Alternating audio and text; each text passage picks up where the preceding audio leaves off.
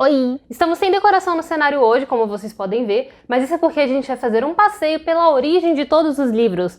O vídeo de hoje é uma Bookshelf Tour. Bookshelf é estante em inglês e tour é tipo passeio. Então é exatamente isso, um passeio pela minha estante de livros. É um gênero de vídeo super popular aqui no YouTube que eu adoro assistir porque eu gosto de ver a coleção de livros das pessoas, os sistemas que elas usam para organizar suas estantes. Mas eu queria conversar também sobre alguns assuntos que me vêm à mente quando eu penso nessa questão de ter e principalmente de comprar livros. A começar pelo fato de que, tecnicamente, eu não tenho uma estante, tipo, no sentido de ser... Enfim, é complicado. Vamos lá que eu explico.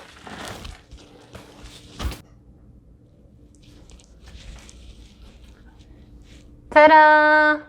Antes de eu mostrar os livros, deixa eu contar uma história. Eu tô sempre falando sobre a minha relação complicada com a leitura e como eu tô há anos com dificuldade de desenvolver um hábito de ler. E lá pra 2017, no finalzinho da minha graduação, essa dificuldade estava no auge, só que eu ainda comprava muito livro. Morando com a minha mãe, eu gastava quase todo o meu dinheiro em promoção na Amazon, eu via aqueles descontos absurdos e pensava, meu Deus, eu preciso comprar, senão eu vou me arrepender, eu preciso ter esse livro.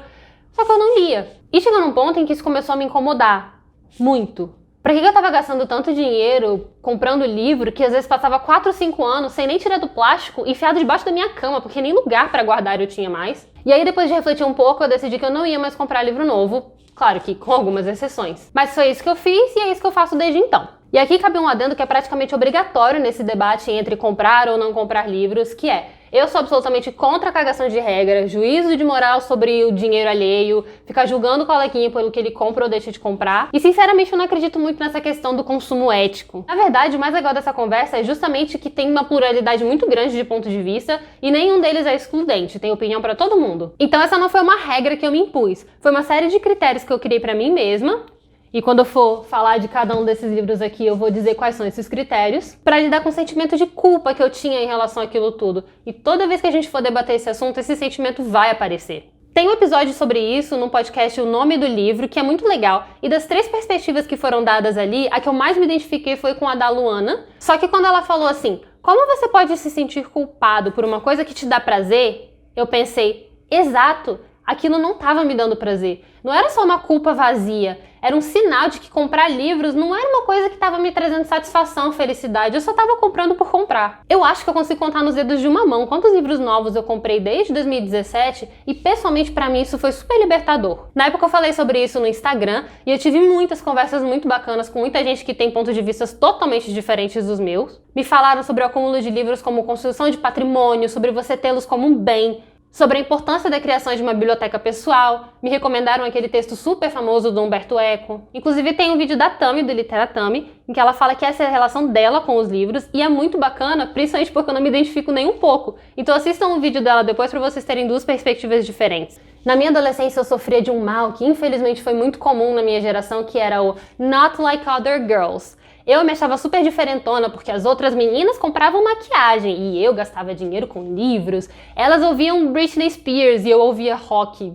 Pelo amor de Deus. Com o tempo eu percebi que isso era só uma misoginia internalizada, uma pretensiosidade que eu, graças a Deus, expurguei de mim. E quando eu comecei a estudar e principalmente ensinar literatura, a minha relação com a leitura mudou completamente. Só que até hoje eu tenho que procurar no Google o que é pó compacto.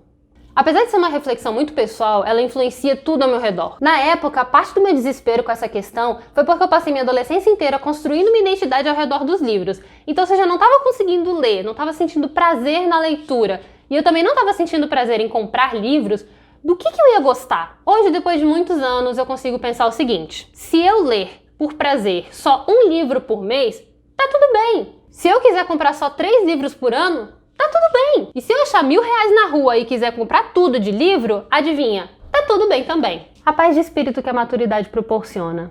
Eu sempre gostei muito de livro, sempre tive livro por perto, ganho livro de presente desde que eu era criança. A minha mãe é professora e é uma grande leitora e quando ela se mudou do Rio Grande do Sul para Roraima, ela literalmente atravessou o país carregando um monte de mala de livro e meia dúzia de roupa. E eu adoro quando ela conta essa história e eu sempre reconto como a minha própria história de origem como leitora. Principalmente porque alguns anos depois eu acabei fazendo a mesma coisa que ela. O que aconteceu num momento ótimo, porque já que eu não estava conseguindo resolver o meu conflito interno, comprar ou não comprar livros, o universo foi lá e falou, deixa que eu resolvo pra você. Ano passado eu fiz uma grande mudança na minha vida e foi grande mesmo. Foram 12 horas de avião, mais 2 horas de ônibus. E antes de fazer as malas, eu olhei serinho pra mim mesma e falei assim: Laura, querida, você tem 2 malas de 23 quilos pra carregar todos os seus pertences materiais. Tem certeza que você quer carregar essa ruma de livro? Não. Fora que eu precisava de dinheiro para viagem. Então eu selecionei alguns, vendi o resto e mesmo assim cheguei na cidade nova com uma mala de roupa e uma mala de livro igual a minha mãe. E não coube tudo. Os que sobraram foram livros que eu não quis me desfazer por algum motivo, mas também não queria levar na viagem, então eles acabaram ficando num limbo chamado Casa da Minha Mãe. E aí, por causa da pandemia, eu precisei fazer a mudança da mudança e finalmente, assim chegamos à nossa Bookshelf Tour. Fim da história. Apesar de ser só um restinho de livros, acabou que é uma coleção super simbólica do que eu costumo ter. Aqui tem quadrinhos, aqui tem desde clássicos até infantis, tem uma coleção. Aqui são alguns jornais literários, uma caixinha de zines. Então vamos lá. A começar pela minha queridíssima coleção completa de Fullmetal Alchemist. Eu tive uma fase em que eu fiquei obcecada com o anime. Pra mim é uma das melhores coisas que já foram feitas. E eu tenho todos os mangás, apesar de nunca ter lido a maioria deles. Como vocês podem ver, eles ainda estão no plástico, com exceção do número 1, que eu cometi o erro de levar para a escola que eu trabalhava para mostrar para as crianças uma vez, e aí um curumim pegou e fez isso aqui. Mas tudo bem, né? Não foi culpa da criança.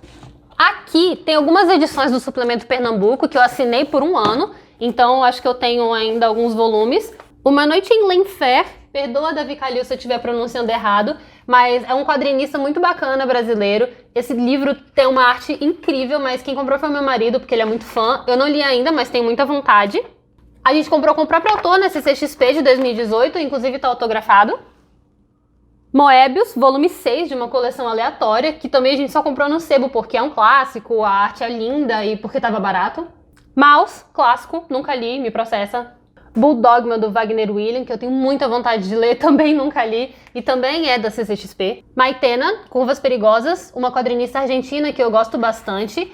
Isso daqui eu achei num sebo por R$10, então entra num dos meus primeiros critérios, que era comprar livros usados. O segundo critério era livros que fossem úteis para minha pesquisa, então como essa é uma das coisas que eu trabalho no doutorado, foi muito útil para mim. Vírus Tropical, da Power Paola, uma quadrinista equatoriana, que também entra na minha pesquisa, só que esse daqui tem um comentário sobre ele lá no meu Instagram, inclusive se você quiser me seguir, é a mesma arroba de todas as redes sociais. Persepolis, também clássico, só que esse daqui eu já li, inclusive amo muito. Quadrinho do Homem-Aranha, claramente do meu marido, porque eu não gosto de super-heróis, mas tá bonitinho. Belladonna, história da Ana Recalde e os desenhos são os do Denis Mello. Inclusive, no Leia Mulheres, de alguns anos atrás, lá em Niterói, a Ana e o Denis participaram da discussão, por isso que eu tenho autografado, e foi muito bacana conversar com eles sobre o quadrinho. Olha aqui, pessoal que gosta de Sandman, olha a referência. Mensur e Cachalote, os dois do Rafael Coutinho. Esse daqui tá autografado, é coautoria com Daniel Galera. E os dois são em preto e branco, tem um estilo meio contraste forte. E eu acho muito bacana, mas adivinha? Nunca li. Casa Nova, que eu acho que eu ganhei de presente de uma amiga. Tá todo deteriorado, mas eu tenho muita vontade de ler porque é do Fábio Moon e ele foi um dos autores do livro que eu pesquisei no mestrado. Nova York, do Will Eisner, um clássico também do tamanho de um tijolo que eu paguei R$80 na época porque eu achei que fosse importante e nunca li. Castanho do Pará, do Gidaut, foi o primeiro quadrinho a ganhar na categoria de quadrinhos do Prêmio Jabuti. Comprei do autor na CCXP, por isso que tá aqui desenhado e autografado, mas... Inclusive esse quadrinho chegou a sofrer uma censura muito forte quando a capa dele foi exposta num shopping, se eu não me engano, em Belém, e vocês já podem imaginar por quê. Agora, isso aqui, eu quero ser enterrada com esse quadrinho. A Chegada, do Sean Tan, é um quadrinho todo mudo e todo em tons de sépia sobre um imigrante e assim... Leiam. Eu já escrevi um artigo sobre esse livro. Então, o que todos esses quadrinhos têm em comum? Eles pesam pelo menos meio quilo cada. Por isso que eu resolvi não levar na viagem, porque minha mala só tinha 23 quilos. Agora vamos para os livros. As Andorinhas, da Paulina Chiziane, uma autora moçambicana que é incrível. Eu fui no lançamento desse livro aqui no Rio e ela autografou pra mim. E eu peguei um autógrafo também da autora da capa, do desenho, porque eu descobri que ela fez faculdade comigo. Ponce e Vicêncio, da Conceição Evaristo, um livro que deveria ser obrigatório, e essa edição da Palas é lindíssima e autografado.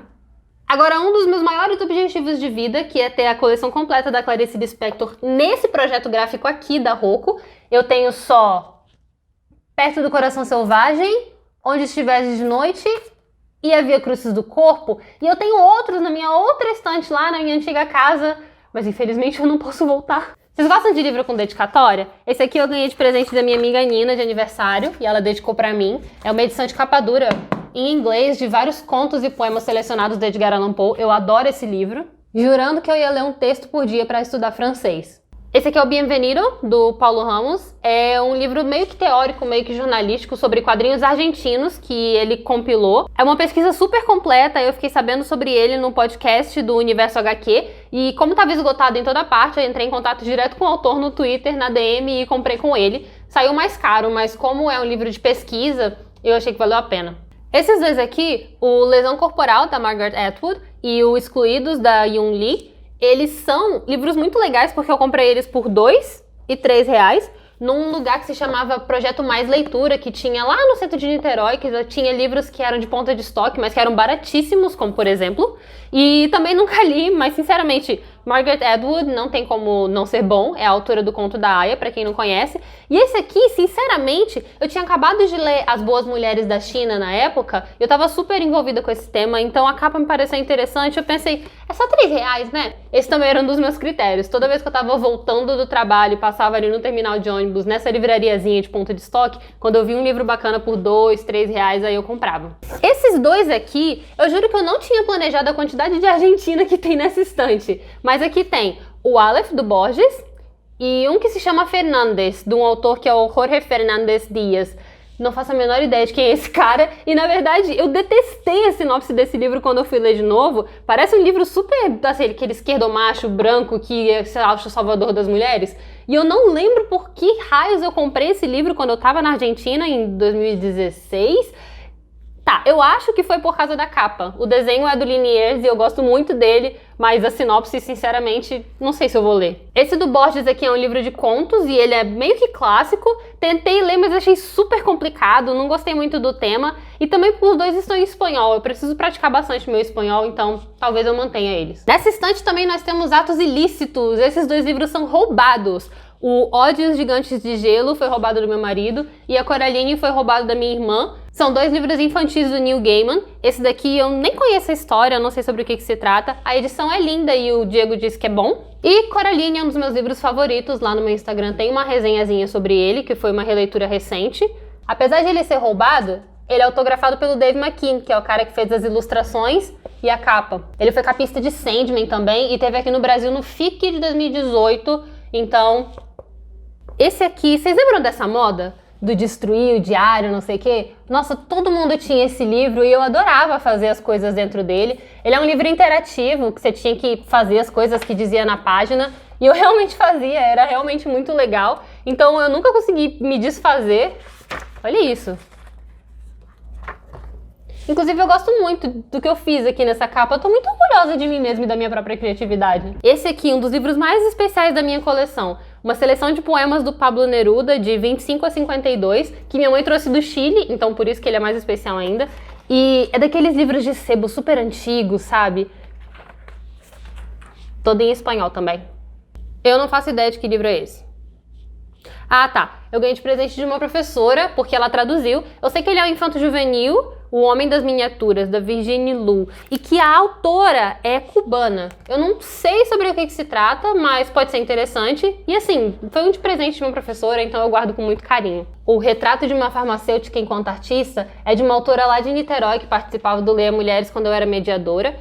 Foi finalista do Prêmio Rio de Literatura de 2018, é uma autopublicação e, claro, que tá autografado pela Monique, inclusive um beijo pra ela. São vários poemas e prosas poéticas que eu gostei muito e, na verdade, eu senti falta desse livro, eu deveria ter levado, é tão pequenininho.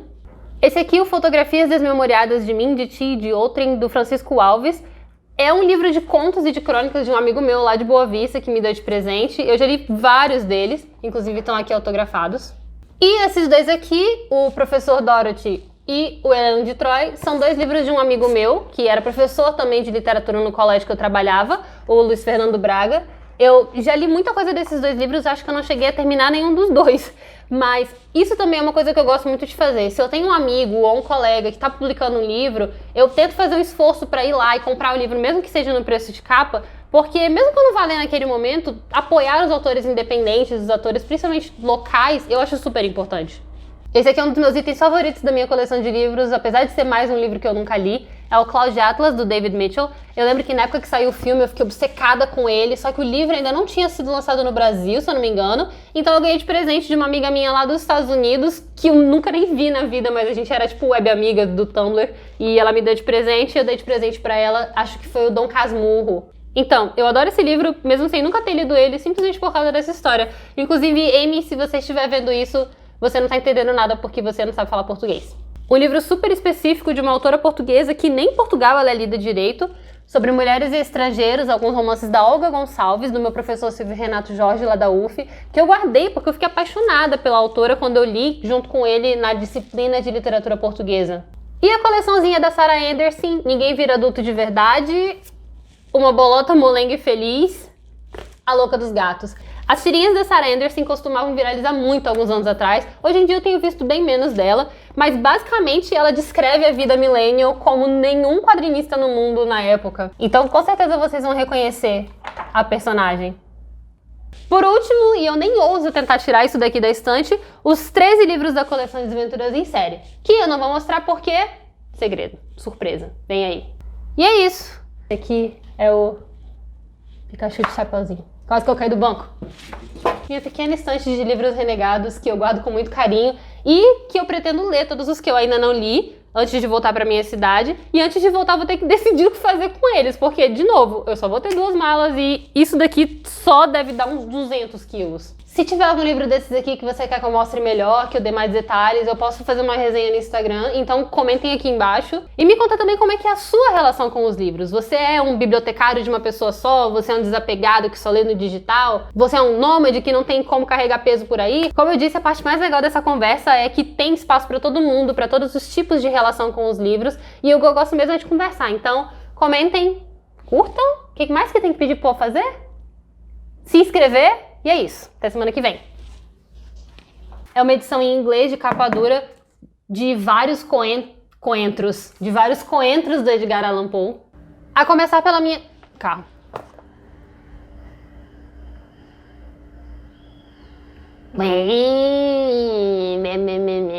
Eu tenho carro, vou dirigir.